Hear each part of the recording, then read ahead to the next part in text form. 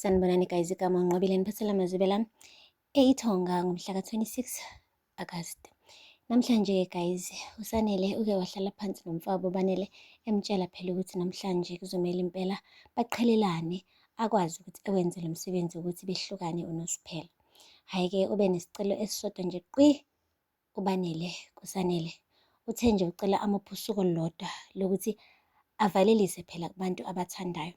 Kube nzima ukuthi akuvume lokho uSanele esemazi kahle phela ukuthi uBanele udume ngani. Udume-ke ngokuthi njalo uma wasondelana eduze noZama angabe safuna-ke ukuthi aqhele kuzama, ebese emva kwalapho-ke amshiye uZama edidekile ey'tshela ukuthi uSanele uyena othanda uZama kanti kusuke kuwuBanele, hhayi uSanele. Ushilo ukuthi mfowethu ngeke ngize ngikwazi ngoba sonke isikhathi uhlezi njalo ungonela izinto bese ekugcineni kumele kusale kube mina ophipha zonke iy'nkinga emva kwakho.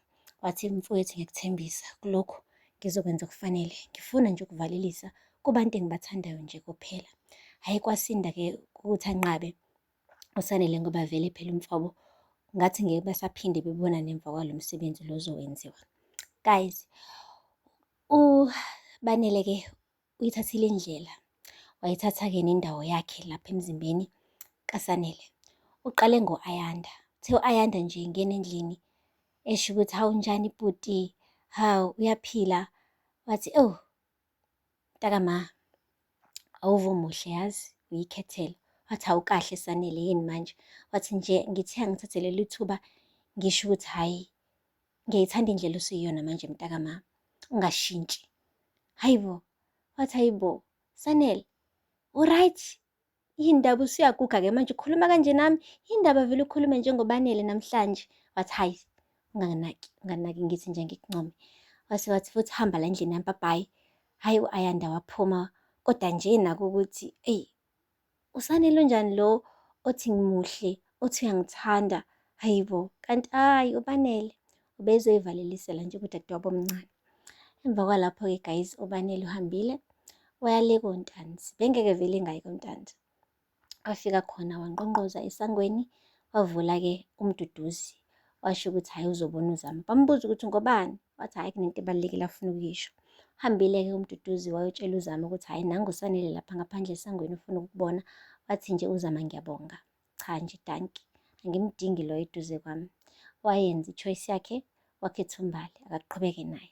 Wahamba-ke umduduzi wawathatha amazi nge-tray wayawahambisa kuyena impela uSanele njengoba enjalo.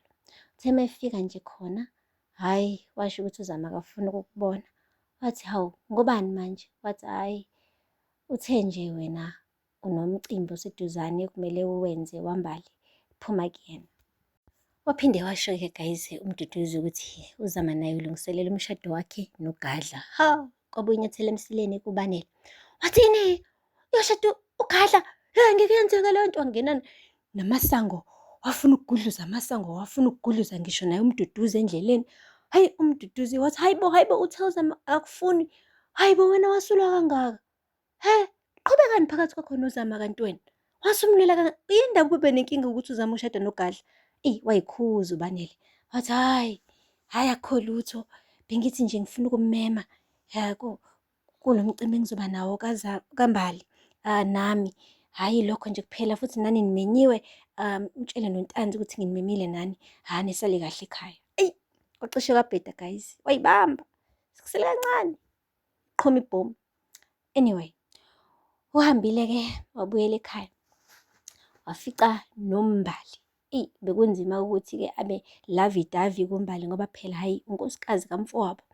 Uzamile kodwa ukuzibamba wazenze ngathi uSanele kuMbali, kodwa-ke bengekho ukuthi kuyafihleka ukuthi hhayi uBanele loya. Bengafuni ngisho ukhisi, befuna nje ukuthi benikane ihagi kuphela. Waqeda lapho esehambile-ke uMbali, wathi hhayi uhambe kahle. Wathi esekude wathi unkosikazi kamfowethu. Guys, uhambile-ke futhi-ke waya kumfowabo-ke washo ukuthi uphatheke kabi kangakanani ukuthi uZama usezoshada-ke noGadla, kodwa washo ukuthi hhayi manje vele akasekho kulo mhlaba uyahamba yena, so akanankinga manje.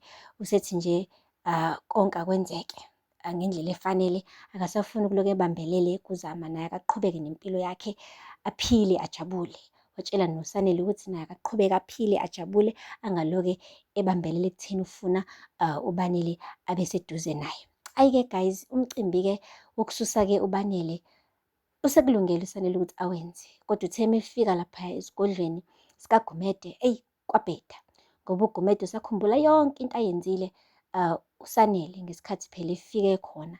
Uze washo ukuthi wena kusamele ugeze le ndawo le, wena ungithukile wena, wangikhomba ngombhobho wesibhamu, washo ukuthi mina uyangisongela nempilo yami. Ngakho-ke angeke ngize ngimane nje ngikwenzele lo mcimbi wokususa uBanele, kahle kahle angifuni, angivumi. Wena nje iyodwa into ekufanele uyenze, kumele ulandele umfowenu uhambe emgodini naye. Imagine guys, wazama ukuncenga uSanele, kwanhlanga zimuka nomoya. Washo kahle ukuthi lalela, angeke ngikusize mina, emva kwale nhlamba ongichaphe ngayo nokungisongela ukuthi ngizofa, ungikhomba ngesibhamu emzini wami, landela umfowenu. Guys, kunzima.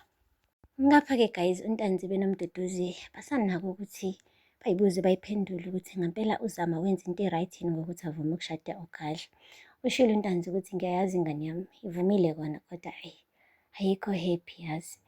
Ebeqinisile-ke ngoba uhlambulukile kumngani wakhe uZama, washo ukuthi konke lokho kwenza ngoba nakhenzela nje uyise, hhayi ngoba nakhe emthanda uGadla, umnyanya ngenhliziyo yakhe yonke.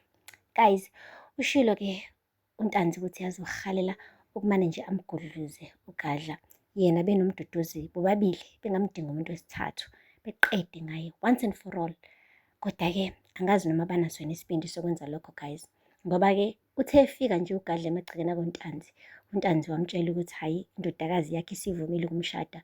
Wathi yelele, asibonge, ungakhathazeki wena Ntanzi, yabona indodakazi yakho ngizoyiphathisa okweqanda, izobe ihlala obisini idla uchizi zonke iy'nsuku, ngiyakuthembisa. Wase wathi uNtanzi awukumlandi, mlando ndodakazi, ngishilo uMamFethu ukuthi ngicela ngilungisele yena. Ayi, wahlikihla izandla uGadla kungathi ubona inyama, waqeda wahlala phansi wanethezeka, wathi ngilandeleni.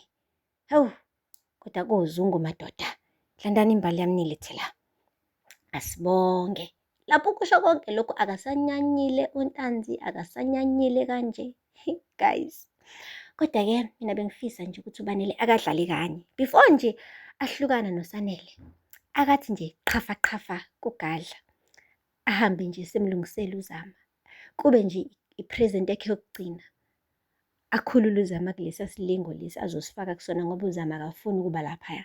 Manje inkinga, wonke amadoda asempilweni yakhe kwamanje awanaso isibindi sokuqondana noGadla, and bekuwuBanele kuphela obengaba naleso sibindi. Hey guys, but anyway, hlampe plan izoba khona.